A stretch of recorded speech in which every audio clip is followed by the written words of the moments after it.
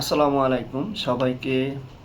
আমার এই ভিডিওটা দেখার জন্য আমি ছোট্টখাটো একটা রিকোয়েস্ট করব।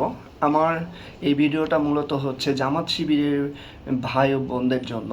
এবং আমরা যেই সাম্প্রতিক যেই বিষয়টা দেখতে পাচ্ছি যে বিএনপি নাকি সব জায়গাতে রাজনীতি মাঠে তারা দখল করছে এবং সভা সমাবেশে তাদের মানুষজনের অভাব নাই, এবং বিএনপি নাকি খালি নির্বাচন চাই নির্বাচন চাই নির্বাচন চাই করতেছে।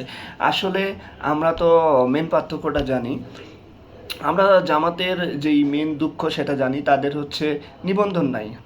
আজকে মূলত আমি এই বিষয়টা নিয়েই একটু দুঃখ প্রকাশ করব যে আসলে জামাতের নিবন্ধনটা হওয়া উচিত, এবং আমরা মনে প্রাণে চাই জামাত তাদের রাজনৈতিক নিবন্ধনটা ফিরে পাক। এবং আসুন আমরা সবাই মিলে যে আজকে যেই বৃহস্পতিবার রাত এবং কালকে শুক্রবার, আমি এটাও বলবো যে আগামীকাল শুক্রবার প্রতিটা মসজিদে যেন এই দোয়াটা এই প্রার্থনাটা করা হয়, যেন জামাতকে খুব তাড়াতাড়ি তাদের রাজনৈতিক নিবন্ধনটা ফিরিয়ে দেওয়া হয়। সেই সাথে আমি মাননীয় উপদেষ্টা ডক্টর মোহাম্মদ ইউনুসকেও বলবো, স্যার আপনি এই জামাতকে খুব তাড়াতাড়ি নিবন্ধনটা দেওয়ার ব্যবস্থা করুন। কারণ তারা আসলে এই নিবন্ধন ছাড়া তারা যেই নির্বাচনটা চাইবে এইভাবে জোরালোভাবে বলতে পারতেছে না। তারা শুধু বিভিন্ন জায়গাতে প্রার্থী দেওয়ার বিষয়টা পর্যন্তই সীমাবদ্ধ আছে।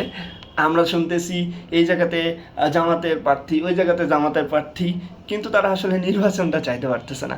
কেন চাইতে পারতেছে না? তাদের আসলে নিবন্ধন নেই।